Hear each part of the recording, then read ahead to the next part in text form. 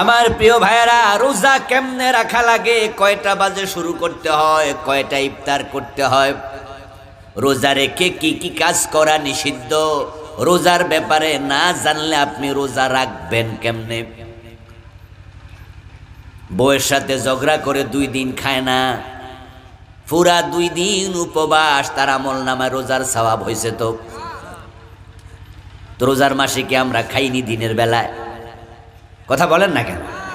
রোজার মাসে দিনের বেলায় খাই, তো এই বেড়া তো 2 দিন খায় নাই।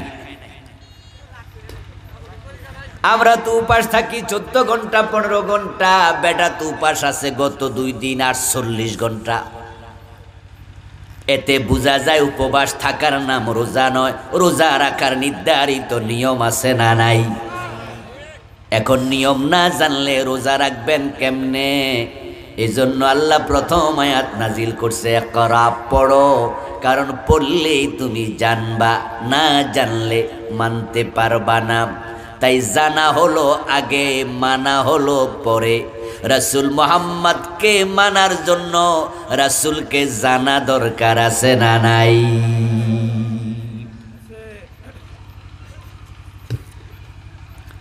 প্রিয় নবীজি সাল্লাল্লাহু আলাইহি ওয়াসাল্লামকে অনুসরণ করে আমাদের জীবন সাজানো যেহেতু ফরজ, তাই উনার জীবনের লক্ষ্য কি সেটা জানবো, উনার কর্ম কি সেটা জানবো। তিনি যা বলেছেন আমরা তাই বলবো, তিনি যা করেছেন আমরা তাই করব, তিনি যেভাবে করেছেন আমরা সেভাবে করব, কোনো হেরফের চলবে না। নবীজিকে আপনার জন্য মডেল বানিয়ে আল্লাহ তাআলা সামনে রাখলেন এবং কোরআন মাজিদে বলে দিলেন, কুল ইন কুনতুম তুহিব্বুনাল্লাহা ফাত্তাবিউনি। হে নবীজি আপনি বলুন, ও দুনিয়ার মানুষেরা, তোমরা যদি আল্লাহকে ভালোবাসতে চাও, আল্লাহর ভালোবাসা পেতে চাও, ফাত্তাবিউনি, আমি নবীকে অনুসরণ করো। নবীর মুখনিতে ওনার জবানে আমাদেরকে জানালেন, কোরআন মাজিদ থেকে তিনি পড়িয়ে শোনালেন, নবী মুহাম্মদ বলে আমাকে মানো, এটা আল্লাহর অর্ডার। এবার আল্লাহ তাআলা অন্য আয়াতে বলছেন, লাকাদ কানা লাকুম ফি রাসূলিল্লাহি উসওয়াতুন হাসানাহ। আমি যাকে মানার জন্য বলছি, ওই রাসূলের জীবনে তোমাদের জন্য আদর্শ রেখেছি, তোমরা তাকে ফলো করো, তাকে উসওয়া, কুদওয়া, নামুজাজ, মডেল, আইডল তোমাদের জীবনের একমাত্র আদর্শ বানাও। উনি যেমন তোমরাও হবে তেমন, তার মতো ঘুমাও, ইবাদত হবে, তার মতো খাবার গ্রহণ করো, ইবাদত হবে, তার মতো টয়লেটে ঢোকো, তার মতো মসজিদে পা রাখো, তার মতো দাড়ি রাখো, তার মতো টুপি বানাও, তার মতো নামাজ পড়ো। খুযু আন্নী মানাসিকাকুম। প্রিয় নবীজি বলে, তোমাদের ইসলাম আমি নবী মুহাম্মদ থেকে তোমরা গ্রহণ করো। সল্লু কামা রাআইতুমুনি উসাল্লি, ওভাবে নামাজ পড়ো যেভাবে আমি নবীকে নামাজ পড়তে দেখো। সব জায়গায় আমাকে মানো। উনি আমাদের ইমাম, আমরা তার মুক্তাদি। উনি আমাদের মডেল, আমরা তার অনুসারী। উনার সাথে যদি আপনার জীবন আচার না মিলে, আল্লাহ আপনাকে কোনো মূল্যই দেবেন না, আল্লাহর কাছে আপনি জিরো। যেই কোনো কাজ উনার মতো হবে, আলহামদুলিল্লাহ। তাই তো আমরা ঘুমানোর সময়ও ভাবি আমার নবী কেমনে ঘুমাইছে, ওভাবে ঘুমানো সুন্নাহ। আমরা যখন খাই, খাওয়ার সময় ভাবি আমার রাসূল কেমনে খাইছে, কোন হাতে খাইছে। আমরা বন্ধু পুরাটা জীবন রাসূলকে সামনে রেখে সাজাতে চাই। যেই রাসূলের জীবন আচার আমরা ফলো করে জীবন সাজাতে চাই। ওই নবী মুহাম্মদ পৃথিবীতে কেন এসেছিলেন, জীবনের মূল কাজ কি সেটা জানা দরকার আছে না নাই? আল্লাহ তাআলা কোরআন মাজিদে সূরা সাফের 9 নম্বর আয়াতে প্রিয় নবীজির জীবনের লক্ষ্য আলোচনা করছে। আমাদের দেশের লোকেরা অধিকাংশ রাসূলুল্লাহর নামাজ শিখেছে, রাসূলুল্লাহর মতো রোজা শিখেছে, হজ শিখেছে, রাসূলের মতো দাড়ি টুপি পাজামা পাঞ্জাবি রাসূলের মতো জামা কাপড় পরা শিখেছে, কিন্তু রাসূলের জীবনের লক্ষ্যটা শিখেনি এবং অনেকে বোঝেনি, অধিকাংশ মানেনি, যার কারণেই ৯২% মুসলমানের দেশে ইসলাম নাই। নামাজ আছে কারণ রাসূলের মতো নামাজ শিখেছে তো। এই জন্য আলহামদুলিল্লাহ এখনো জুমার দিন মসজিদে জায়গা হয় না লোকের। ঢাকা শহরে আপনি অবাক হবেন গেলে ৩ তলা ৪ তলা ৫ তলা ৭ তলা মসজিদ সব ভরে টুইটম্বুর। আমি উত্তরা নামাজ পড়াই ২ জুমা, আমি ২ মসজিদে পড়াই। উত্তরার মসজিদটা ৫ তলা, ও তো ১২:৩০ ফোনে ১টার ভিতরে ৫ তলা ফিলাফ। বাইতুল মোকাররমে গেলে দেখবেন যে দক্ষিণ গেট উত্তর গেট সামনে ৪ দিক রাস্তা পর্যন্ত মানুষ, নামাজের লোক আছে। রমাদান মাসে এখনো রোজা রাখে লোকজন, যারা রাখে না তারা লজ্জিত হয়, মুখ লুকায়। তাই রমাদানের দিনে যারা চা দোকানে চা খাইতে যায় দেখবেন যে তারাও শর্মে পর্দা টানাইয়া খায়। শর্মে পড়ছে, ওরা লজ্জায় পড়ছে। রমাদানের দিনে হোটেলগুলাতে আপনাদের বাজিতপুরে কি পর্দা টানায়নি? হ্যাঁ না, কিছু একটা কইবেন তো, পর্দা টানায়নি? বউ পর্দা করে না, দোকানে পর্দা করে। ওরা দোকানরে পর্দা লাগা, মাইয়া পর্দা করে না, বউ পর্দা করে না, নিজেও করে না, দোকানে পর্দা টানাইছে। রোজার আলোচনা আছে, তাই মানুষ রোজা না রাখলে লজ্জা পায়।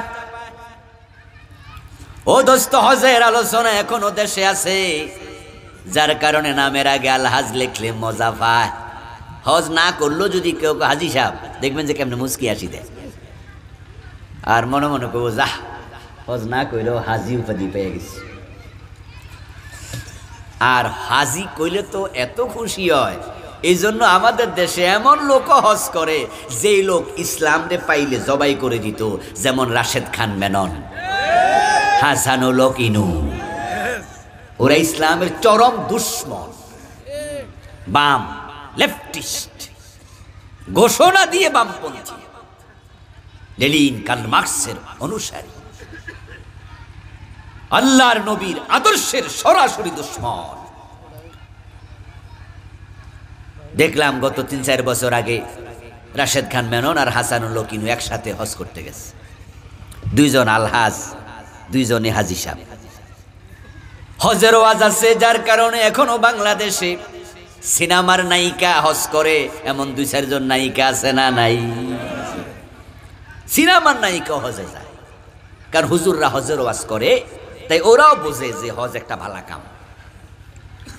হজের ওয়াজ আছে তাই দেশে হজ আছে, নামাজের ওয়াজ আছে তাই দেশে নামাজ আছে, রোজার ওয়াজ আছে তাই দেশে রোজাও আছে। কিন্তু আমার নবী কেন এসেছেন, মূল লক্ষ্য কি জীবনের, ওই ওয়াজটা সমাজে কমে গেছে। এমন মসজিদও বাংলাদেশে আছে যে মসজিদ বানানোর দিন থেকে আজকের দিন পর্যন্ত নবী মুহাম্মাদের জীবনের মূল লক্ষ্য কি, এই আয়াত নিয়ে একদিনও আলোচনা হয় নাই। রাসূলের জীবনের লক্ষ্য কি, এই প্রশ্ন আপনি নিজেকে করুন তো, যে আপনি জানেন কিনা। অনেকেই থাকবেন যা এখনো জানেন না যে রাসূলকে আল্লাহ কেন পাঠাইছে। অথচ আল্লাহ কোরআনে 3টি সূরাতে বলেছে। সূরা সাফ আয়াত নাম্বার 9, সূরা আল ফাত আয়াত নাম্বার 28, সূরা তাওবা আয়াত নাম্বার 33। 3 সূরাতে আল্লাহ বলে আমি এই কারণে নবী পাঠাইছি। 3 সূরা 3 আয়াত, কথা কিন্তু একটা, হুয়াল্লাযী আরসালা রাসূলাহু বিল হুদা ওয়া দীনিল হক লিইয়ুযহিরাহু আলাদ দীনি কুল্লি। এই কথা আল্লাহ 3 বার বলেছে, 3টা আয়াত, এক কথা 3 বার বলছে। নবী মুহাম্মদ সাল্লাল্লাহু আলাইহি সাল্লামের জীবনের লক্ষ্য নিয়ে আলোচনা করে নাই এমন অনেক বক্তা।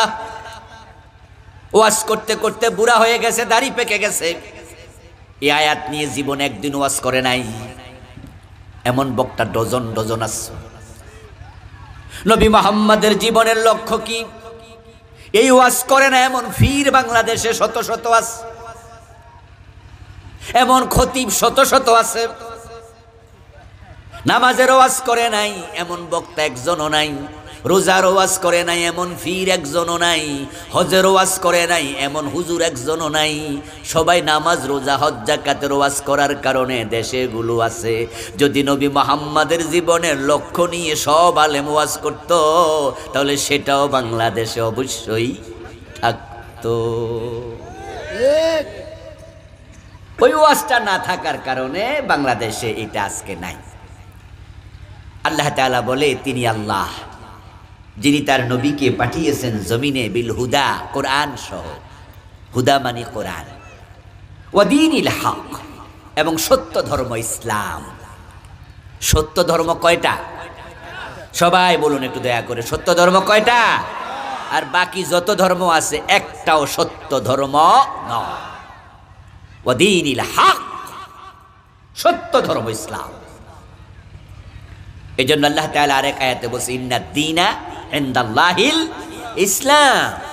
আল্লাহর কাছে দিন ধর্ম একটাই, সেটার নাম কি? তাহলে বাকি যে দিনগুলো আছে অসত্য, বাতিল। আল আদিয়ান আল বাতিলা, সব বাতিল ধর্ম। আমার প্রিয় ভাইরা, জাল টাকা টাকা না, জাল ভোট ভোট না, জাল দলিল দলিল না, বাতিল ধর্ম ধর্ম না। ধর্ম শুধু একটা, সেটার নাম হলো ইসলাম। আল্লাহ বলে আমি নবী মুহাম্মদকে কোরআন দিয়ে পাঠাইলাম, ইসলাম দিয়ে পাঠালাম। কেন পাঠাইছি শোনো, লিইয়ুযহিরাহু আলাদ্দীনি কুল্লিহি। আমি আল্লাহ নবী পাঠানোর উদ্দেশ্য একটা, সেটা হলো সকল বাতিল মতবাদের উপরে, আইনের উপরে, মতের উপরে, তন্ত্র মন্ত্রের উপরে, মানুষের বানানো নিয়ম কানুনের উপরে আমার নবী আমার ইসলামকে বিজয় করে দেবে। আল্লাহ তাআলা বলেন আমি ইসলামের বিজয়ের জন্য আমি আমার নবী পাঠাইছি। রাসূলুল্লাহর জীবনের লক্ষ্য একটাই ছিল, ইসলামের বিজয়। সুবহানাল্লাহ পড়েন। এই কথাটা কি আমার না আল্লাহর? কয় সূরাতে বলেছেন? 3 সূরাতে। লিইয়ুযহিরাহু আলাদ্দীনি কুল্লিহি। ইসলামকে আমি বিজয় করার জন্য পাঠাইছি, এজহারে দ্বীনের জন্য। আপনারা বাড়ি যাইয়া অনুবাদের বই, কোরআন শরীফের অনুবাদ আছে না, ভাষায় ভাষায় অনেকেরই আছে। সূরা সফের 9 নম্বর আয়াতে আপনি খুঁজবেন যে আমি যেটা বললাম হুবহু এই অর্থ, শাব্দিক অর্থ বললাম, ব্যাখ্যা না যে আমি আল্লাহ আমার রাসূলকে ইসলামের বিজয়ের জন্য পাঠাইছি। ইসলামের বিজয় রাসূলের জীবনের লক্ষ্য। এবার আপনারা বলুন তো, কাজ আগে করে না লক্ষ্য নির্ধারণ আগে হয়? প্ল্যান আগে না কাজ আগে? তো লক্ষ্যই জানলেন না, কি কাজ করবেন? সমস্যা এখানে। আমরা যারা 2 তলা 5 তলা 10 তলা বিল্ডিং বানাই, আমরা কি কর্মচারী আইনা ইট কিনা কাম শুরু করি না আগে ডিজাইন করি? কেউ তো আগে কাজ শুরু করে না, আগে ডিজাইন করে, কারণ সে জানে ডিজাইন ছাড়া এটা হবে না।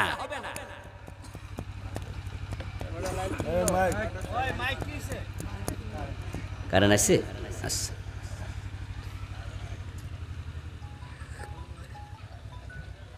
আমার প্রিয় ভাইয়েরা, ডিজাইনটা আগে, প্ল্যান আগে। ইংরেজিতে একটি প্রবাদও আছে, well planning half to success. উত্তম পরিকল্পনা কাজের অংশ, অর্ধেক, সফলতার অর্ধেক। আগে ভালো প্ল্যান করো, তারপরে কাজ শুরু করো। এখন বাংলাদেশের লোকেরা রাসূলুল্লাহ জীবনের লক্ষ্য নিয়ে আলোচনাও করে না এবং সেটা মানেও না। দিনের বিজয় রাসূলের লক্ষ্য, এটা যদি এই দেশের আলেমরা কথা বলা শুরু করে দিত, সব মসজিদ থেকে, সকল খানকা থেকে, সকল মাদ্রাসা থেকে দিন বিজয়ের কর্মসূচি নিয়ে আলেমরা নেমে যায়, বাংলাদেশে 92% মুসলমান রেডি আছে। এই দেশে দিনের বিজয় হতে 6 মাসও লাগবে না। কিন্তু মুসলমানরা সেটা তো অনেকে জানি না, আমরা জানাই নাই। রাসূল হচ্ছে ইঞ্জিন। ট্রেন গাড়ি দেখছেন, ইঞ্জিন কি পিছনে থাকে না সামনে থাকে? তো রাসূলকে আমাদের পিছনে না সামনে? তিনি ইমাম, আমরা মুক্তাদি বলেছি আমি শুরুতে, আমরা তার অনুসারী, তিনি ইমাম। উনি যা করবেন আমরা তা করবো। উনি সামি আল্লাহু লিমান হামিদা বললে আমরা দাঁড়াই যাব। উনি আল্লাহু আকবার বলে সিজদায় গেলে আমরাও চলে যাব। তাকে অনুসরণ করা আমাদের জন্য ফরজ। অনুসরণ করবেন না, জান্নাত নাই।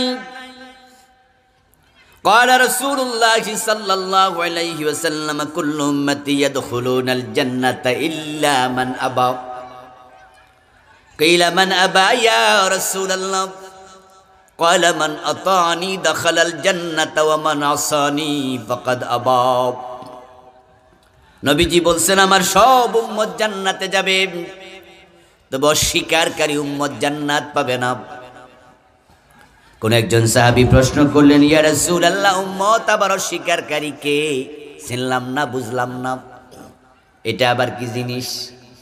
নবীজি জবাব দেন, মান আতানি দাখালাল জান্নাহ ওয়া মান আসানি ফাকাদ আবা।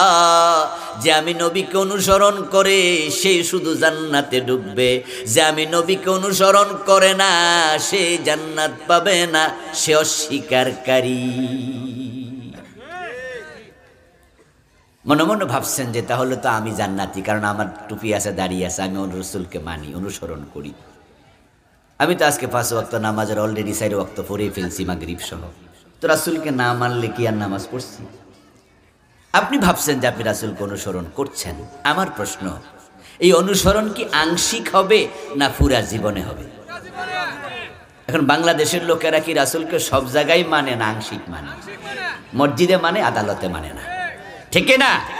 মসজিদে রাসূলকে মানে, রাসূলের কথা ডান হাতে তোমার এই বাম হাত ডান হাতে রেখে বুকের উপরে রাখো, নাভির নিচে রাখো, এই হাত রাখা লইয়া প্রয়োজনে কিলাকিলি হবে। জোরে আমিন, আস্তে আমিন নিয়ে প্রয়োজনে মসজিদ আলাদা হয়ে যাবে। কে বলেছে রাসূল মানি না? রমাদান যখন আসে 8 রাকাত তারাবি না 20 রাকাত তারাবি, তা নিয়ে 2 হুজুর ঝগড়া শুরু করে। 2 দল দলিল দেয় রাসূল 8 রাকাত পড়েছে, আরেক দল বলে না রাসূল 20 রাকাত পড়েছে। রাসূল মানে না কইল কেডা? কিন্তু রাসূল যে 10 বছর কোরআন দিয়ে দেশ চালাইছে তা নিয়ে ঝগড়া নাই, আলোচনাও নাই। দোস্ত, রাসূলুল্লাহ সাল্লাল্লাহু আলাইহি ওয়াসাল্লাম হলেন ইঞ্জিন। তিনি সামনে থাকবে ট্রেনের মতো, আমরা থাকবো উম্মত পিছনে বগি, ডাব্বার মতো। ইঞ্জিনের সাথে যদি ডাব্বা সংশ্লিষ্ট হয়, জুড়ে দেয়া যায়, ইঞ্জিন যায় যেখানে বগিও যাবে। আর যদি ইঞ্জিন থেকে ডাব্বা বিচ্ছিন্ন থাকে, ইঞ্জিন চলে যাবে, বগি পড়ে থাকবে। নবী মুহাম্মাদের জীবনের লক্ষ্যের সাথে যদি জীবনের লক্ষ্য না মিলাও, রাসূল ঠিকই জান্নাত পর্যন্ত পৌঁছে যাবে, তুমি পৌঁছতে পারবা না। আর যদি নবী মুহাম্মাদের জীবনের লক্ষ্যের সাথে লক্ষ্য মিলাইয়া এবার কর্মসূচি শুরু করা যায়, রাসূল জান্নাতে আপনাকে আমাকে টেনে টেনে পৌঁছায়া দেবেন।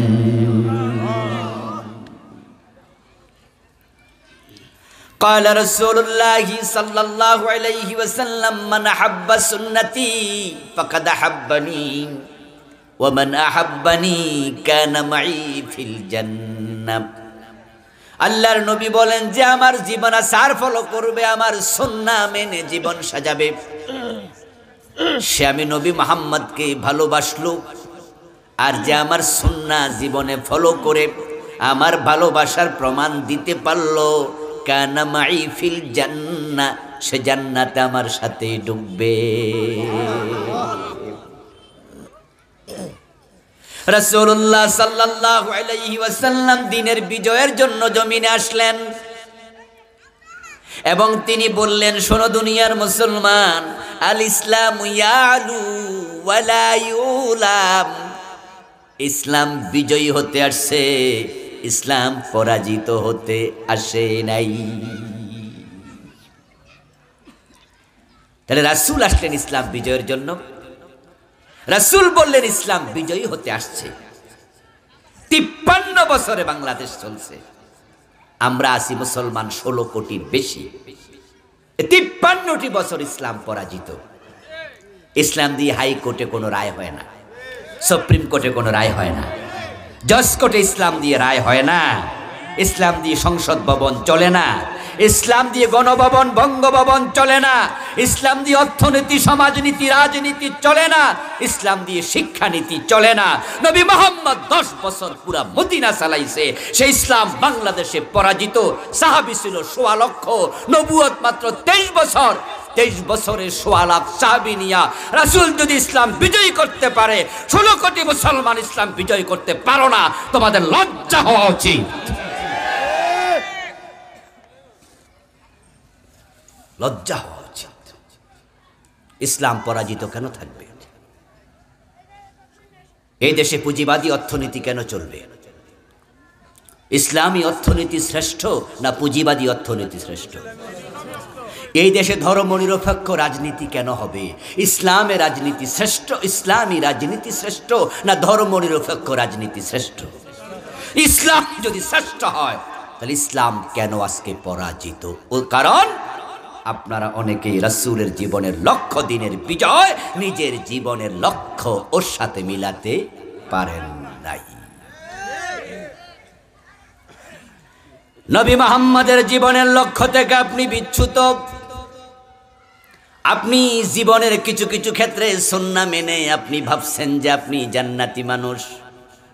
সুন্নাহ আমরা মানি না তা নয়, সুন্নাহ মানি ততক্ষণ সুবিধা আছে।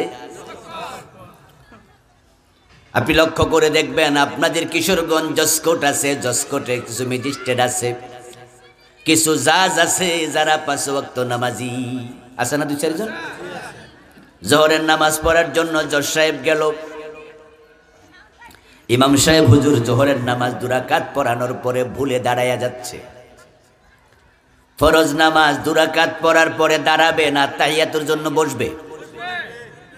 2 রাকাত পরে আত্তাহিয়াতুর জন্য বসা ওয়াজিব, আত্তাহিয়াতু পড়তে হয়। এখন হুজুর ভুলে আল্লাহু আকবার বলে দাঁড়ায়া যাচ্ছে, পিছন দিয়ে লোকমা শুরু হয়ে গেল। ইমামকে সতর্ক করে সাধারণ পাবলিক যেমন লোকমা দিছে, জজ সাহেবও লোকমা দিছে, কারণ তিনি মাসআলা জানেন। 2 রাকাত পরে বসতে হয়। হুজুর ভুল করছে, হুজুরকে আমি সাবধান করলাম, লোকমা দিলাম। লোকমা পাওয়ার পরে হুজুর বসে আবার আত্তাহিয়াতু শেষ করে 2 রাকাত শেষ করে সালাম ফিরালাম, নামাজ শেষ। এবার জজ সাহেব আদালতে চেয়ারে বসলো, জোহরের নামাজ শেষ করে বিচারের রায় দেবে। ওই মামলাটা হলো চুরির মামলা, প্রমাণিত হয়েছে এই লোকটা চোর।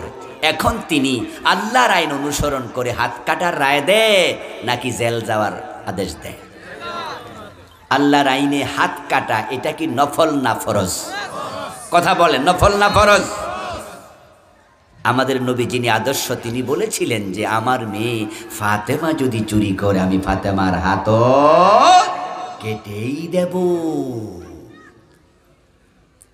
রাসূল মুহাম্মদ সাল্লাল্লাহু আলাইহি ওয়াসাল্লাম 2 রাকাত পড়ার পরে তিনি বসে আত্তাহিয়াতু পড়ছে।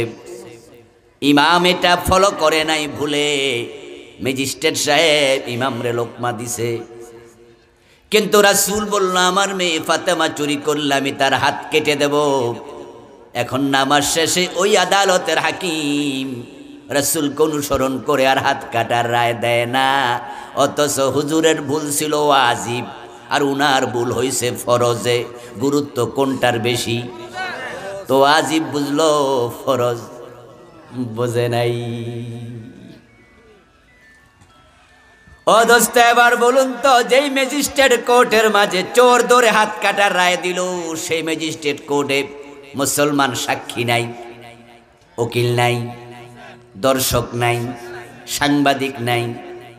আপনি লক্ষ্য করবেন, বাদীও মুসলমান, বিবাদীও মুসলমান, হাকিমের সামনে বসাও। সাক্ষী মুসলমান, উকিল মুসলমান, সাংবাদিক মুসলমান। এজলাসের মাঝে 50-100 জন মানুষ, সবাই মুসলমান। হুজুর যখন ভুল করছে, হুজুরকে লোকমা দিয়ে দিছে সবাই মিলে। কিন্তু আদালতের হাকিম যখন আল্লাহর আইনে রায় দেয় না, সেখানে 100 জন একজনও লোকমা দেয় না। হাকিম আল্লাহর আইন মানল না, আর সামনের মানুষগুলো লোকমা দিয়ে সাবধান করলো না। বলল না, হাকিম সাহেব আপনি তো নামাজি মুসলমান, আপনার মুখে তো দাঁড়িয়ে আছে, আপনার নাম তো আব্দুল্লাহ, আব্দুর রহমান, চোর ধরে হাত কাটা আল্লাহর আইন, আপনি হাত কাটার রায় কেন দেন না দেন? শ্রোতারাও বলে না, হাকিম নিজও দেয় না। এবার হাকিম রে প্রশ্ন করেন, হাকিম সাহেব আপনি না হুজুরে লোকমা দিলেন, আপনি যে ফরজ ছাড়লেন ঘটনা কি? হাকিম বলল, বেশি কথা কইেন না মিয়া, আমি আইনের বই দেখে রায় দেই, যদি চোর ধরে হাত কাটার রায় দেই আমার চাকরি বিকাল পর্যন্ত, বরং আমার চাকরিটা রায় দেওয়ার আধা ঘন্টা পরে নট, উল্টা রাষ্ট্রদ্রোহ মামলা হবে। আমি বুঝি কোরআনের আইন মানতে যায় নিজে চাকরি হারামু, তাহলে রাসূল মানে ততক্ষণ ঝুঁকি নাই। মসজিদে হুজুরের লোকমা দিলে কোনো অসুবিধা নাই, তা আমরাও সেখানে লোকমা দিলাম। এবার আপনি বলুন না, ও উকিলেরা, ও বাদী বিবাদীরা, ও সাক্ষীরা, ও কলামিস্ট রাইটারেরা, সাংবাদিকেরা, পুলিশের ভাইয়েরা, তোমরা তো আদালতে ছিলা, হুজুর ভুল করলে লোকমা দেও, হাকিম রে লোকমা দেও না কেন? তারা কুব মিয়া আদালত অবমাননার মামলা খামু নাকি? হাকিম রে যদি লোকমা দিয়ে বলি, হাকিম সাহেব আপনার এই বিচার মানি না, এটা ভুল বিচার, আপনি চোর ধরে হাত কাটার রায় দেন, হাকিম বলবে অ্যারেস্ট হিম, এর ধর। আদালতে এসে গন্ডগোল লাগায়, মামলা দেয়, আদালত অবমাননার মামলা। এই জন্য আমরা হুজুরের লোকমা দিই, কারণ এটা নিরাপদ জায়গা, মসজিদ, হুজুরের ভুল ধরলে কোনো অসুবিধা নাই। তাহলে আমরা সুন্নাহ মানলাম ততক্ষণ, বিপদ আপদ নাই যতক্ষণ, চলছে গাড়ি যাত্রা বাড়ি। সবাই আমরা একতালের লোক হয়ে গেলাম, ইসলাম আমরা মানি সুবিধা মতো জায়গায়। এই জন্য এই দেশে দেখবেন আল্লাহ দিন বিজয়ের আলোচনা কেন নাই, কেন কম, কেন সকল আলেম বলে না, কেন সকল পীর বলে না, কেন সকল খতিব বলে না, কেন সকল বক্তা বলে না? এই 3 সূরা কি আলেমরা পড়েনি? না পড়ে কি দাওরা কামেল পাশ করেছে নাকি? সবাই পড়েছে, সবাই জানে। এজহারে দ্বীন রাসূলের জীবনের লক্ষ্য না বলার পিছনে যে কারণ, এটাও বিপদের ঝুঁকি নিতে চায় না, কারণ হুজুররা জানে নামাজ রোজার ওয়াজ করলে মামলা খাওয়া লাগে না, দিন বিজয়ের ওয়াজ করলে বাড়িতে ঘুমানো যায় না। মামুনুল হকের মতো বৌদিয়া দর্শনের মামলার আসামি বানায়া দেয়।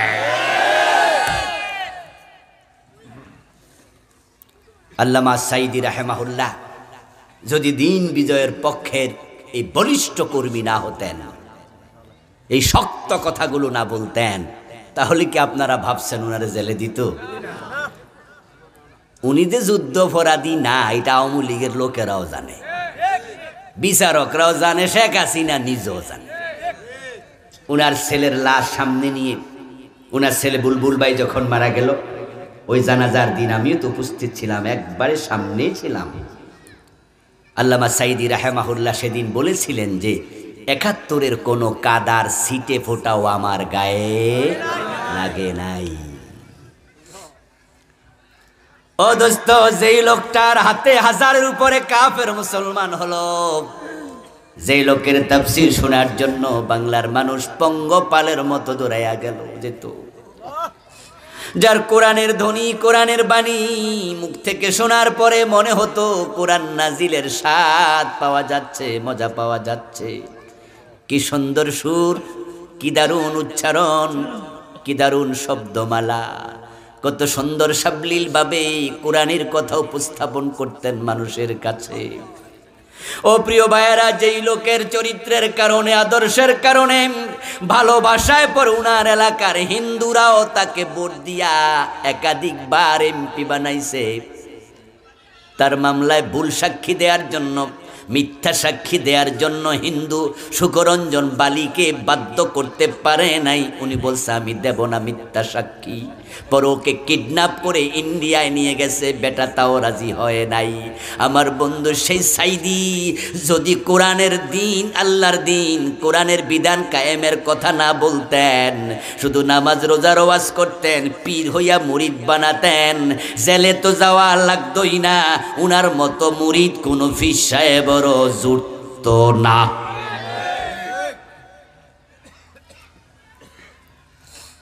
একামতে দ্বীনের ওয়াজ করা বড় জটিল, বড় কঠিন কাজ এইটা।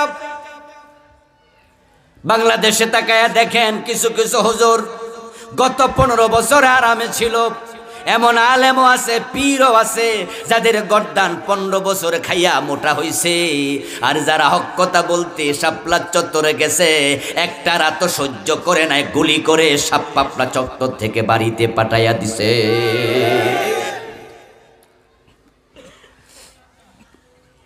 সংবিধান আল্লাহর উপর আস্থা ও বিশ্বাস পুনঃস্থাপনের দাবি নিয়ে, সাথে আরো কিছু দাবি নিয়েই তো আলেমরা 5ই মে শাপলা চত্বরে গিয়েছিল।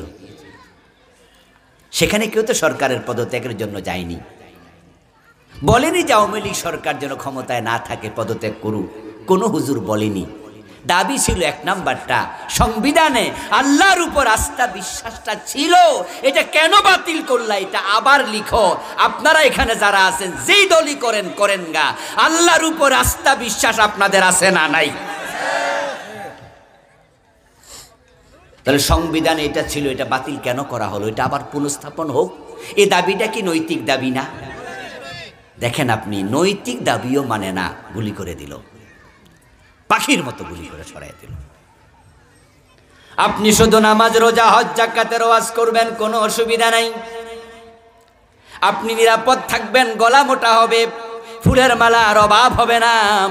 আরেক দল আলেম আছে এই দেশে যারা একামতে দ্বীনের পক্ষের লোক, একামতে দ্বীনের কথা বলেছে, বাড়িতে ঘুমাইতে পারে না, ডজনের বেশি মামলা লইয়া ফেরারি আসামি হইয়া গোড়া লাগছে।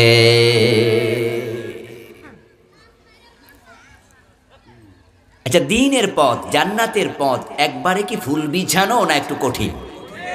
ইয়েস, কাঁটা বিছানো, কাঁটা বিছানো, বড় দুর্গম, বড় মরুময়, বড় বন্ধুর, বড় কণ্ঠকাকীর্ণ, বড় পিচ্ছিল। হুফফাতিন নার বিশাহওয়াত ওয়া হুফফাতিল জান্নাহ বিল মাকার, রাওয়াহুল বুখারী। নবীজি মুহাম্মদ সাল্লাল্লাহু আলাইহি সাল্লাম বলেছেন যে জান্নাতের চারপাশে কাঁটা বিছিয়ে রাখা হয়েছে, কষ্টে ভরে রাখা হয়েছে। জান্নাতে যাওয়া এত সোজা, ঝুঁকি নেবেন না, মাইর খাবেন না, মামলার আসামি হবেন না, ব্যবসায় লস হবে না, আপনি জেলের কয়েদি হবেন না, ফাঁসির আসামি হবেন না, এমনি জান্নাত মিলে যাবে, এত সোজা। এই পথে যদি সোজা হতো, নবী ইব্রাহিমকে আগুনের কুণ্ডলিতে পড়া লাগতো না, নবী মুসা আলাইহিস সালামকে দেশ ত্যাগ করা লাগতো না, নবী মুহাম্মদুর রাসূলুল্লাহকে দাঁত দেয়া লাগতো না, আমির হামজাকে কলিজা দেয়া লাগতো না, ইমাম হুসাইনকে কল্লা দেয়া লাগতো না। জান্নাতের পথে চলতে গেলে অনেক বড় ঝুঁকি নিতে হয়। দিন কায়েমের পথে চললে ঝুঁকি নিতে হয়।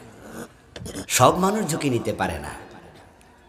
কেউ কেউ পান চিবাতে চিবাতে হাসতে হাসতে জান্নাতে যেতে চায়, এত মাগনা জান্নাত মিলে না। আমার রাসূল যদি জান্নাতে যেতেন হাসতে হাসতে, তাহলে দাঁতও দিতেন না, জেলেও যেতেন না।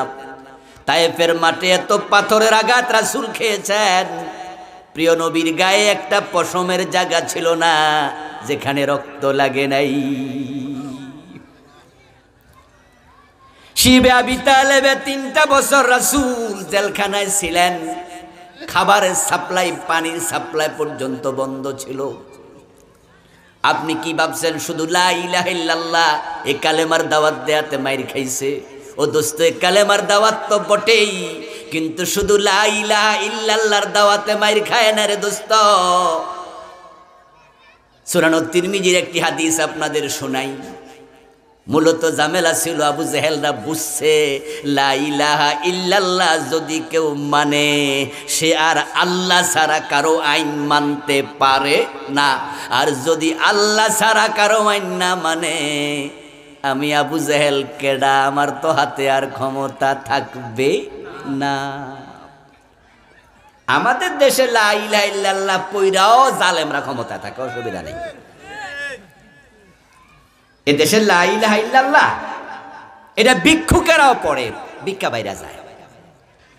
এই কালেমা আমাদের কাছে সস্তা কালেমা হয়ে গেছে। বেলালের কাছে এই কালেমা সস্তা কালেমা ছিল না। তিরমিজিতে আসছে আবু জেহেলের একজন সঙ্গী ছিল, বিশ্বস্ত সহচর, তার নাম ছিল আখনাস। তার বাবার নাম ছিল সুরাইক। আখনাস ইবনে সুরাইককে একদিন আবু জেহেলকে বলছে, নেতা, মক্কার এই ঝামেলা ঝগড়া আমার ভালো লাগে না। এই আব্দুল্লাহর বেটা মোহাম্মদ, সে তো আমাদেরই ভাতিজা। বাপ মরা ছেলেটাকে আপনি তো কত আদর করছেন, কোলে ফিটে করে আমরা মানুষ করছি, আলামিন বলেছি, আর সাদিক বলেছি, কিন্তু এই ছেলেটার সাথে আমাদের যে আচরণটা এখন হয় মোটেও ভালো লাগে না। পাগল বলেন, গণক বলেন, কবি বলেন, জাদুকর বলেন, ওরে ধরে জেলে ঢুকে রাখেন। ওর কথা যারা মানে এই লোকগুলো তো ভালো, ওদের গলায় রশি লাগাইয়া টানেন। আচ্ছা নেতা, আমি আপনাকে একটা প্রশ্ন করতে চাই। সে যে বলছে সে নবী, আল্লাহ ছাড়া কোনো ইলাহ নাই, আচ্ছা এই কথাগুলো কি আসলে মিথ্যা? সে যে নবুয়ত দাবি করছে, এটা কি মিথ্যা? আবু জেহেল বলছে, আখনাস, এমন প্রশ্ন তুমি করলা, পাবলিক যদি উত্তর শোনে তোমারও উপায় নাই, আমারও নাই। বলে, না ওস্তাজ, ডানে বামে সামনে পিছে দেখছি নেতা, এখানে আপনি আর আমি ছাড়া কেউ নাই, আপনি বলেন। আবু জেহেল জবাব দেয়, আব্দুল্লাহর বেটা মোহাম্মদ জীবনে মিথ্যা বলেনি, সে যে নবী এটাও মিথ্যা না। সুবহানাল্লাহ পড়ে। আখনাস ইবনে সুরাইকের কথার জবাবে আবু জেহেল যখন এই কথা বলল, তখন আখনাস বলতেছে, ও যে নবী এটা আমি আপনার আগে টের পাইছি, কিন্তু আপনার ডরে আমি কই না এতদিন, আজকে তো বুঝছি যে এটা আপনিও টের পাইছেন। কারণ তাকে এত অত্যাচার, এত গালিগালাজ, এত বকাঝকা আমরা করি, আমাদের গালির জবাবে ছেলেটা একটা গালিও ফিরাইয়া দেয় না। তার যে চারিত্রিক বৈশিষ্ট্য, চরিত্রের গুণাবলী, এটা নবী ছাড়া কারো হয় না। তো যেহেতু আপনি বুঝছেন সে আল্লাহর নবী, তাহলে চলেন তার কাছে কালেমা পড়ে মুসলমান হয়ে যাই, তাই তো ঝামেলা শেষ। এবার আবু জেহেল জবাব দেয়, আখনাস, তোর মতে কাঁচা বুদ্ধির লোক আমি না। এখনই যদি তার হাতে কালেমা পড়ে মুসলমান হই, তাহলে মক্কার নেতা এখন কেডা? আমি হয়ে যাব কর্মী, সে হয়ে যাবে নেতা। সমস্যা তো এইটা, সমস্যা তো ওইটা না। না হয় লা ইলাহা ইল্লাল্লাহ কই লাইতাম, অসুবিধা কি? ঝামেলা তো হইছে, নেতৃত্ব আমার হাতে আর থাকবে না। এবার আখনাস বলো, ও নেতা, এখন না বুঝছি ঝগড়া কোন কারণে চলছে।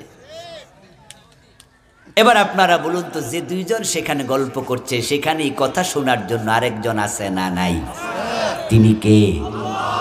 আল্লাহ তাআলা জিবরিল আমিনকে বলে, জিবরিল যাও, কুরআন মাজিদের আয়াত আল্লাহ নাজিল করে দিলেন, ইন্নাহুম লা ইউকাজ্জিবুনাক ওয়ালাকিন্নাজ যালিমিনা বিআয়াতিল্লাহি ইয়াজহাদুন। ও নবী মুহাম্মদ, তারা আপনাকে মিথ্যুক বলে, কবি বলে, গণক বলে, মন খারাপ করবেন না। ফাইন্নাহুম লা ইউকাযযিবুনাকা, বাস্তবে তারা আপনাকে অস্বীকার করে না, মিথ্যুক বলে না। ওয়ালাকিন্নাজ যালিমিনা বিআয়াতিল্লাহি ইয়াজহাদুন, বরং এই জালেমগুলো আল্লাহর আয়াতের আইন মানতে নারাজ। আল্লাহর হাবিব সাল্লাল্লাহু আলাইহি ওয়াসাল্লামের সাথে দ্বন্দ্ব লেগে গেল। রাসূলুল্লাহ যদি বলতেন, চাচা আবু জেহেল, আপনি আপনার মতো দেশ চালান, আপনার আইনে দেশ চলুক, আমি শুধু মসজিদে হারামে নামাজ পড়াবো, ইমামতি চালাবো আল্লাহর আইনে। আবু জেহেল বলতো, 5 ওয়াক্ত নামাজ কেন, 10 ওয়াক্ত পড়া আমার আপত্তি নাই, বরং ইমামতির বেতনটা আমি দেব, কারণ দেশটা আমি চালাবো, মসজিদ তুমি চালাও, আমার কোনো আপত্তি নাই। নবী মূসা যদি ফেরাউনের কাছে বলতেন, চাচা আপনি আপনার মতো দেশ চালান, আমি আল্লাহর আইনে নামাজ রোজা চালাই, তখন ফেরাউন বলতো, মসজিদে টাইলস লাগলে খবর দিও, আমার আপত্তি নাই।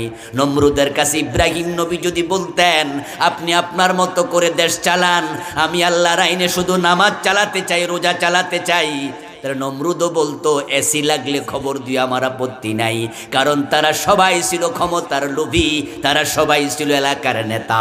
আর ইসলাম যেখানে আসে সেখানে মানুষের নেতৃত্ব থাকে না। আল ইসলাম ইয়াদু ওয়ালা ইউলা, ইসলাম আসলে ইসলাম কখনো পরাজিত থাকে না। قال رسول الله صلى الله عليه وسلم كانت بنو إسرائيل تسوسهم الأنبياء। সহিহ বুখারীর riwayat। রাসূলুল্লাহ বলে, শোনো, আমি নবী মুহাম্মদ একা শুধু প্রেসিডেন্ট না, তোমরা ভেবো না আমি রাসূল আল্লাহর কাছে ক্ষমতা চেয়েছি, ওয়াজআলনি মিন লাদুনকা সুলতানান নাসিরা, আল্লাহ আপনি আমাকে রাষ্ট্র ক্ষমতা দেন, এটা আমি একা চেয়ে নিয়েছি তা না। আল্লাহ আমাকে শুধু একা রাষ্ট্র ক্ষমতা দেন নাই। কানাত বানু ইসরাঈলা তাসুসুহুমুল আম্বিয়া, বনি ইসরাঈলের দিকে তাকায় দেখো, তাদের যুগে যত নবী ছিল সব নবী নেতা ছিল। সাসা ইয়াসুসু, সেখান থেকে তাসুসু, নেতৃত্ব দেয়া। এখান থেকে সিয়াসাত, সিয়াসাত মানে রাজনীতি। রাসূলুল্লাহ বলতেছে বনি ইসরাঈলের নেতা ছিল নবীরা। হযরত সুলাইমান রাষ্ট্রপ্রধান, হযরত দাউদ আলাইহিস সালাম রাষ্ট্রপ্রধান, তালুত জালুতকে হত্যা করে হয়েছে নেতা। ইসলাম বিজয়ী ধর্ম, পরাজিত হতে আসেনি। নবী মুহাম্মদ রাষ্ট্রপ্রধান, পৃথিবীর সেরা রাজনীতিবিদ, ওমর অর্ধ দুনিয়া চালাইছে। আর আমাদের কি হলো? আমরা হুজুররাও মাঝে মাঝে অনেকে কই যে আমি কোনো রাজনীতি করি না। এমন সুবিধাবাদী হুজুর আছে না নাই? উনি কোনো দলই করে না, উনি কোনো দলে মলে নাই। আশ্চর্য মানুষ তো আপনি। রাসূলুল্লাহ বলছে আমার উম্মত ৭৩ দল। একটা হাদিস আসেনি, তাফতারিকু উম্মতি আলা ৭৩ মিল্লাহ। রাসূলুল্লাহ বলছেন আমার উম্মত গুলো ৭৩ দলে ভাগ হবে, সেখান থেকে একদল জান্নাতি, বাকি ৭২ দল হবে জাহান্নামী। আমার উম্মত ৭৩ দল, এটা রাসূলের হাদিস। আপনি বললেন আপনার কোনো দল নাই, তাহলে তো আপনি উম্মতের ভিতরেই।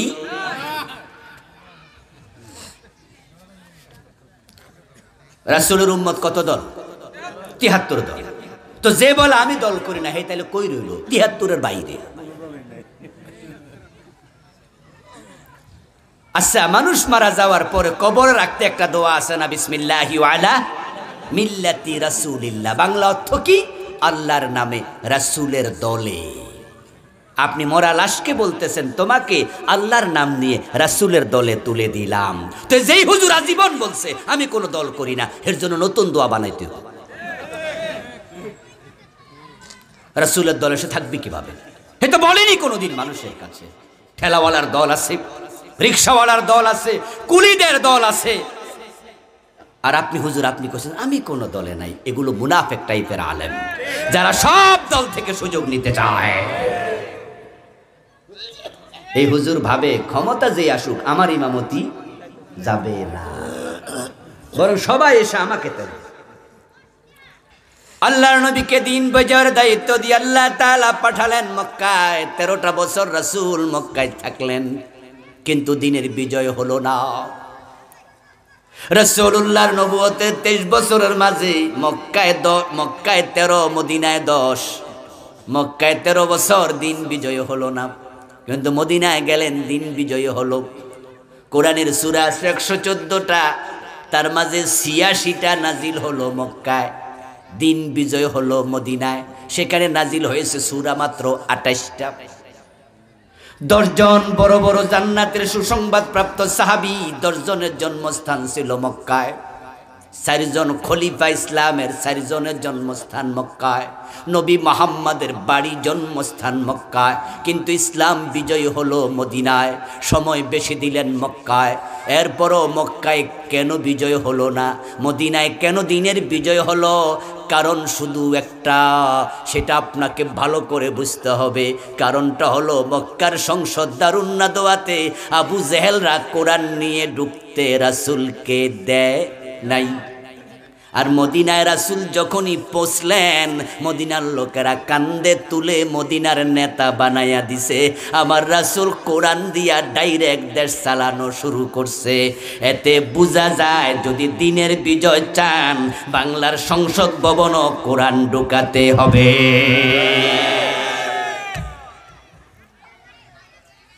আমার রাসূল মক্কার সংসদ দারুন নাদওয়াতে কোরআন নিয়ে ঢুকতে পারেনি। মক্কার লোকের আইন বানাইছে, লা তাসমাউ লিহাদাল কুরআনি ওয়ালগাউ ফীহি লাআল্লাকুম তাগলিবুন। মক্কার লোকের আইন বানাইছে, এই মুহাম্মদ যেখানে কোরআন পড়বে শুনতেও যাওয়া যাবে না। ওয়ালগাউ ফী আইন বানাইছে, বরং যেখানে কোরআনের মজলিস বসবে সেখানে গন্ডগোল লাগাইয়া দিবা, 144 জারি করে দিবা, ডিস্টার্ব করবা। গত 15 বছরে ঠিক এই চরিত্র আমরা জালেমদের ভিতরে দেখেছি।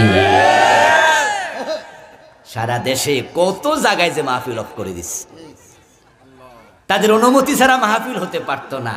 ওদের পছন্দসই বক্তা লাগবে, আর অপছন্দের বক্তা হলে আইন দেবে 12টা 13টা, এটা করা যাবে না, ওটা করা যাবে না, এটা বলতে পারবে না, ওটা বলতে পারবে না।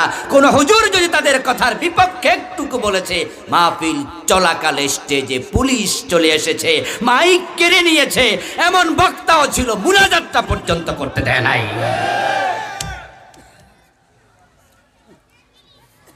এই 15টা বছর তারা এই দেশটাকে আবু জেহেলের শাসনতন্ত্রের মতো করেছে শাসন।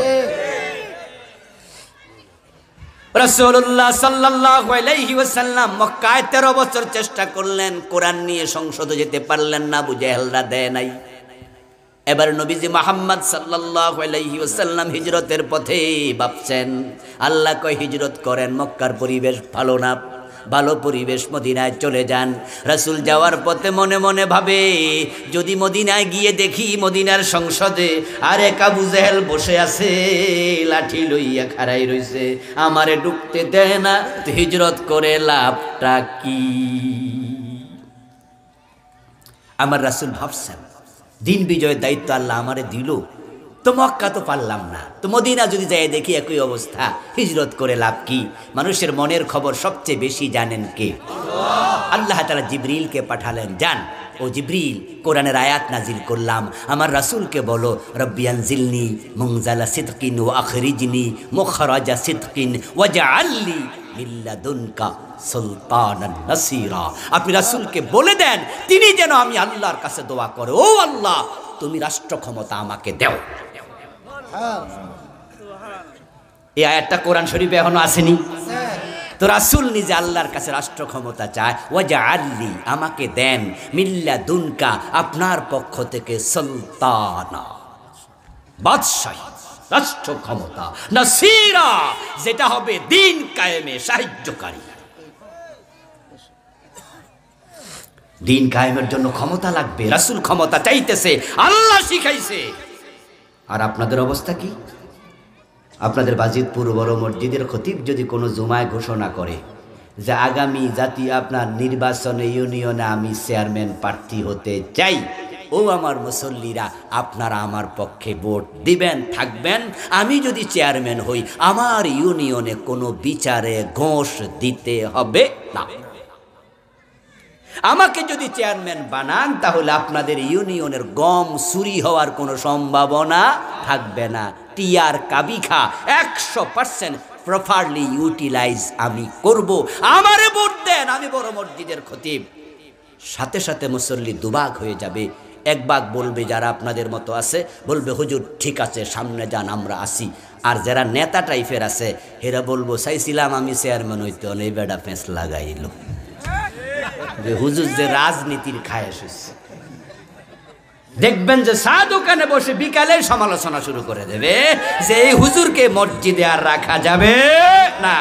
2-4 জন একবারে প্রিয় মুসল্লি যারা মাগরিবের পরে এসে হুজুরের হুজরায় বলবে, হুজুর আচ্ছা এই জাতীয় চেয়ারম্যানি মেম্বার এটি কি আমনের জন্য মানায়নি? বলবে এগুলো তো করবো খারাপ মানুষেরা, বাটপার সিটারেরা, গম চুরি করবো। হুজুর আমনে এসব পারবেন না, আমনে যেখানে আছেন সেখানে থাকেন। আমরা আলেমরা যখন রাজনীতির কথা বলি, ক্ষমতার কথা বলি, আপনারাও মনে মনে বলেন হুজুররা রাজনীতি করে কেন? অথচ আল্লাহর নবী নিজে ক্ষমতা চায়, আমরা চাইলে দোষ কেন হবে? রাসূল পেটের জন্য চায় নাই, কোরআনের আইনের জন্য চেয়েছে। আমরা দলের জন্য, ব্যক্তির জন্য, পেটের জন্য চাই না। চোর ধরে হাত কাটার আইনের জন্য, ডাকাত ধরে শুলে দিতে হলে সে আইনের জন্য, সুদ ঘুষ বন্ধ করার জন্য কোরআনের ক্ষমতার কথা বলি।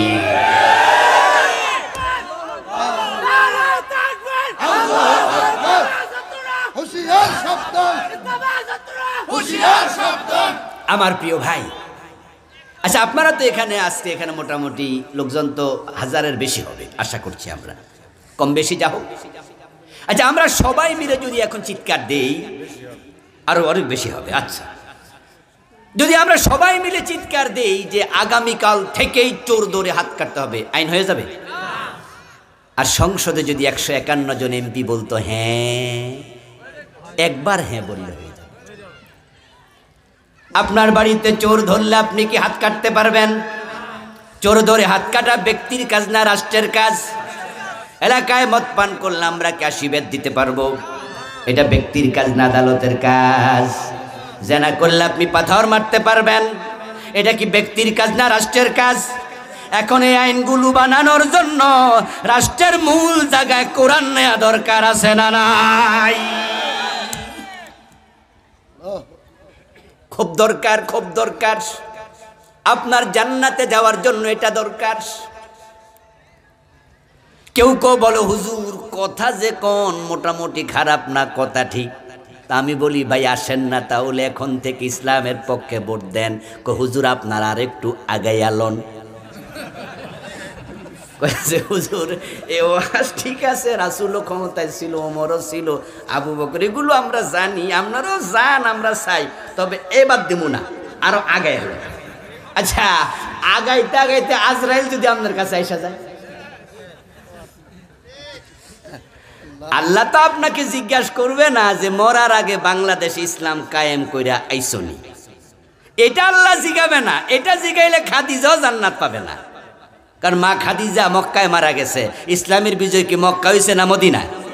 হযরত সুমাইয়া শহীদ হয়েছে মক্কায়, ইসলাম বিজয় হয়েছে মদিনায়। কত সাহাবী মক্কায় মরে গেছে, ওরা কি জান্নাত পায় নাই?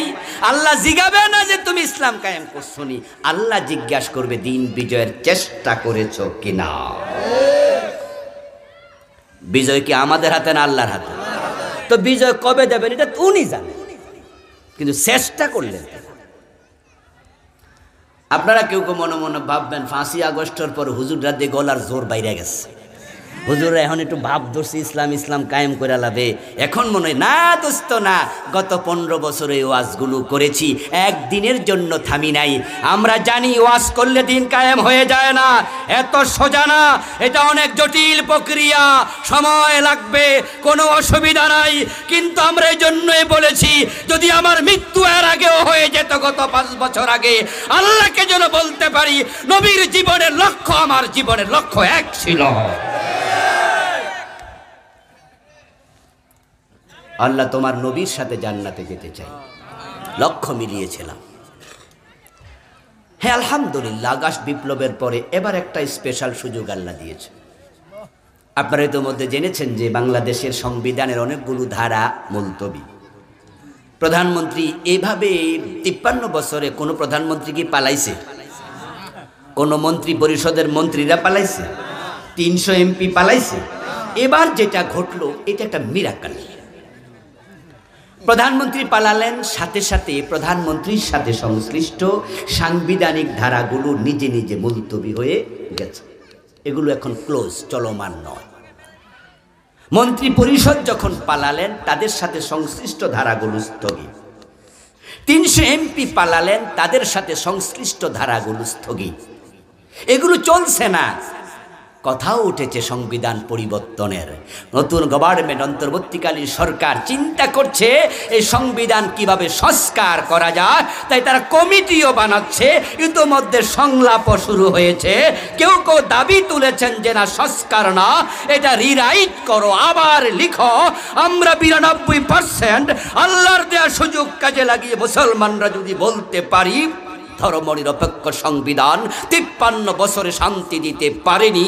ডক্টর কামালের লেখা এই সংবিধান সরাইয়া দাও, আল্লাহর কোরআনকে সংবিধান বানিয়ে দাও।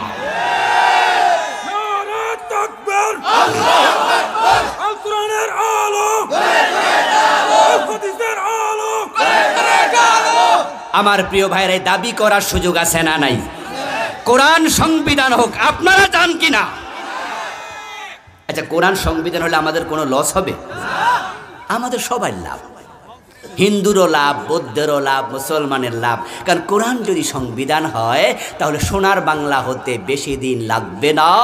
এই দেশের টাকা যদি বিদেশে পাচার বন্ধ করা যায়, যারা পাচার করেছে টাকা প্রমাণিত হলে হাত 20-50টার কেটে দেওয়া যায়, দেশের টাকাই দেশকে সোনার বাংলা বানানো যাবে।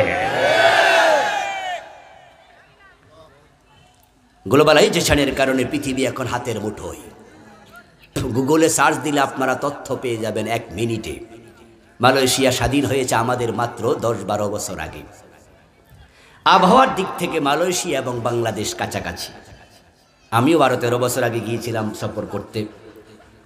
ও দেশে খনিজ পদার্থ নাই, আমাদের মতোই। আমাদের যেমন খুবই সামান্য, তাদেরও তাই। আমার বন্ধু, মালয়েশিয়া যদি আজকে পৃথিবীর সেরা অর্থনীতির রাষ্ট্র হতে পারে, আমরা কেন পিছিয়ে গেলাম? আমাদের ব্যাংকে 10 লাখ টাকার চেক দিলে কেন এখন ফিরাইয়া দেয়? জানেন তো যাদের টাকা আছে ব্যাংকে দিয়ে দেখেন চেক রিফিউজ করে অনেক ব্যাংক। আমিও কয়দিন আগে গেছিলাম ব্যাংকে, আমার হুজুর এত টাকা দিতে পারবো না, অল্প কয় টাকা চাইছে। কালকে আইসে কুয়ালালামপুরে নামলাম। নামার পরে হাই রাইজ বিল্ডিং গুলো দেখে আমার মন চাইল একটু গইন্যা দেখি কয় তালা, দেখে কুলাইতে পারতেছি না, এত তালা। আমার এক সঙ্গী বলল, হুজুর 50 তালা বিল্ডিং তো আছে এখানে, ডজন ডজন ডজন ডজন, কয়টা গুনবেন? টুইন টাওয়ারের পাশে গেলাম, টুপি হাতে নিয়ে, তারপরে তাকালাম যে না, টুপি ফইরা যায়। বাংলার জমিনে 50 তালা একটা বিল্ডিংও নাই। তারা আগাইলো, আমরা কেন পারলাম না? একটা মাত্র কারণ, এই সুরগুলা এই দেশের টাকা পাঠায়া কানাডা বেগম পাড়া বানাচ্ছে। নেত্রী বলেছে উনার বাড়ির ফিয়ন কত টাকার মালিক? 400 কোটি। বেটা কি চাকরি করে কামাইছে? আমাদের টাকা, এগুলো আপনাদের টাকা। ইসলামী ব্যাংকের 18টি শাখা থেকে এস আলম গ্রুপ 80,000 কোটি টাকা বিদেশ পাচার করছে। কার টাকা? দেশের টাকা। আমার ভাইয়েরা, ইসলাম যদি আসে, দিন বিজয় হয়, নিজেরা দুনিয়াতে শান্তি পাবেন, সমৃদ্ধি পাবেন, উন্নতি পাবেন, দরজা খুলে ঘুমাতে পারবেন। হিন্দু বৌদ্ধ তারাও সুখে থাকবে। হিন্দুর বাড়িতে মুসলিম চোর যদি চুরি করে, আল্লাহর আইনে সবাই সমান। ওই মুসলিম চোরের হাত কেটে দেয়া হবে। হিন্দু বোন নিরাপদে হাঁটবে। কোন হিন্দুর মেয়েকে ধর্ষণ করলে মুসলমানের সন্তান, আল্লাহর আইনে তাকেও বিবাহিত হলে রজম করা হবে, সার দেয়া হবে না। সবাই আরামে থাকবে, সবাই আরামে থাকবে। ইসলাম এসেছিল, জাহিলিয়াতের সমাজ পরিবর্তন করে খায়রুল কুরুন বানিয়ে দিয়েছে। আপনি যদি ইসলাম বিজয়ের পক্ষে না থাকেন, আপনি ফেল করবেন, ইসলাম ফেল করবে না। ইসলাম যেমন আছে তেমনই থাকবে। কিন্তু যদি আপনি দিন বিজয়ের কাজ না করেন, আল্লাহর সামনে গেলে নবী মুহাম্মদ আপনাকে বলবে, আমার রেখে আসা ইসলাম পরাজিত ছিল, তুই কি দায়িত্ব পালন করেছিস সেটা বল। নিজের নাজাতের জন্য আসুন না আমরা দিন বিজয়ের কাজ করি। এই ভূখণ্ডটা আমাদের জন্য আল্লাহর সেরা নিয়ামত, আল্লাহর সেরা নিয়ামত। চারদিকে হিন্দুস্তান, অসুবিধা নেই। 3 দিকে তাদের স্থলভূমি, একদিকে তাদের জলভূমি, আমরা আসি মাঝখানে। মন খারাপের কিছু নাই। মায়ের পেটের বাচ্চা চারিদিকে দেখে ওয়ালের মতো আছে, কিন্তু মায়ের পেটের চারদিকের ওয়ালের ভিতরে বাচ্চাকে আল্লাহ এতটা নিরাপদে রাখে, মা যদি দোতলা থেকে নিচতলা ঝাঁপ দিয়েও পড়ে, 5 ফুট উপর থেকে লাফ দিয়ে পড়ে, ওই বাচ্চার কিছু হয় না, কারণ বাচ্চাকে আল্লাহ পানির মাঝে ভাসিয়ে রাখে। গর্ভবতী মা যখন উঠানামা করে, দোতলা বাসে ওঠে, নিচ থেকে পরে ওঠে, ওই বাচ্চার কিচ্ছু হয় না, সে পানিতে থাকে। বাংলাদেশের মানুষকে আল্লাহ এভাবেই রাখবেন ইনশাআল্লাহ। ফিলিস্তিনকে রক্ত দিতে হয়েছে দ্বিতীয় বিশ্বযুদ্ধের পর থেকে আজকের দিন পর্যন্ত। ইখওয়ানুল মুসলিমিনের মুসলমানদেরকে রক্ত দিতে হয়েছে সেই জামাল নাসের থেকে আজ পর্যন্ত। কাশ্মীরের মুসলমানকে রক্ত দিতে হয়েছে 1947-এর পর থেকে আজ পর্যন্ত। কিন্তু আমরা গত 15 বছর দিয়েছি, আমরা এত সকাল মুক্ত হয়ে যাব ভাবি নাই। কিন্তু বাংলার মুসলমানকে আল্লাহ এতটাই ভালোবাসেন, শাহজালালের বাংলায় ইসলামের ক্ষতি কেউ করতে পারবে না। আমরাই ফিরে ফিরে ক্ষমতায় আসব, হয়তো বিএনপি, না হয় আওয়ামী লীগ, না হয় জাতীয় পার্টি, না হয় জামাত ইসলাম, না হয় নেজামি ইসলাম, না হয় হেফাজত ইসলাম। সবাই মুসলমান। কোরআনের আইনের কাছে চলে যাও। সরকার পরিবর্তন হোক, আইন পরিবর্তন হবে না। সরকার গেলেও কোরআন দিয়ে দেশ চলবে, সোনার বাংলা হতে দেরি হবে না। দল দে যাই করো, কোরআনকে সংবিধান বানাও। আপনাদের বাজিতপুরে 100 বছর পুরানো এমন কোন মসজিদ কি নাই? অবশ্যই আছে। এমন কিছু মসজিদও আছে যেগুলো 150-200 বছর আগে বানানো, এই কিশোরগঞ্জে আছে। ওই মসজিদের ইমাম চেঞ্জ হয়েছে প্রতিষ্ঠার পর থেকে আজ পর্যন্ত অনেকবার, কিন্তু মাগরিবের নামাজ 3 রাকাত, এটা কি চেঞ্জ হয়েছে? দেশের ক্ষমতার নেতারা পরিবর্তন হবে, কোরআনকে সংবিধান বানিয়ে দাও, আইন পরিবর্তন হবে না। যারাই ক্ষমতায় আসবে তারাই কোরআন মানতে যখন বাধ্য থাকবে, ভয়ে চুরি করবে না, কারণ প্রধানমন্ত্রী চুরি করলে আল্লাহর আইন তার হাতও কেটে দেবে।